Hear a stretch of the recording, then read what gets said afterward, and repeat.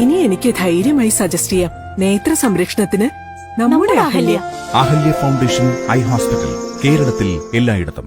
റംല ബീഗത്തിന്റെ 1ാം ചരമവാർഷികത്തോടനുബന്ധിച്ചാണ് മഹാകവി മൊയിൻകുട്ടി വൈദ്യർ മാപ്പിളകല അക്കാദമി കേരള മാപ്പിള കലാശാല എന്ന കലാകൂട്ടായ്മയുമായി ചേർന്ന് ബീഗം സ്മൃതിയരങ്ങ് സംഘടിപ്പിച്ചത്. കൊണ്ടോട്ടി വൈദ്യർ അക്കാദമിയിൽ നടന്ന സ്മൃതിയരങ്ങ് ഗായകൻ VT മുരളി ഉദ്ഘാടനം ചെയ്തു. ഗായികയും കാഥികയുമായിരുന്ന റംല ബീഗം മാപ്പിളപ്പാട്ടിന്റെ ആത്മാവ് ഉൾക്കൊണ്ട കലാകാരിയായിരുന്നുവെന്ന് അദ്ദേഹം പറഞ്ഞു.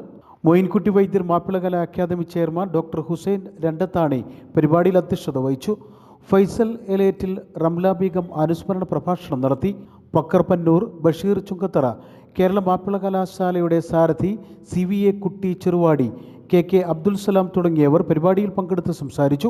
പരിപാടിയിൽ മാപ്പിള കലാരംഗത്തെ സംഭാവനകൾക്ക് റംല ബീഗത്തിന്റെ പേരിൽ മാപ്പിള കലാശാല ഏർപ്പെടുത്തിയ പുരസ്കാരങ്ങൾ VT മുരളി വിതരണം ചെയ്തു.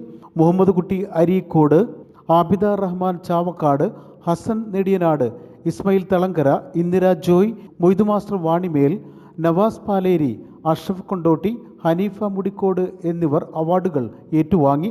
തുടർന്ന് നടന്ന ഇശലും ഗസലും ഗാനപരിപാടി ഗായിക സിബില്ല സദാനന്ദൻ ഉദ്ഘാടനം ചെയ്തു. ആബിദ റഹ്മാൻ, നവാസ് പാലേരി, ഇന്ദിര ജോയ്, ഇസ്മയിൽ തളങ്കര, അമീന സുൽത്താന എന്നിവർ ഗായകരായി അരങ്ങിലെത്തി. News bureau, Kondotty.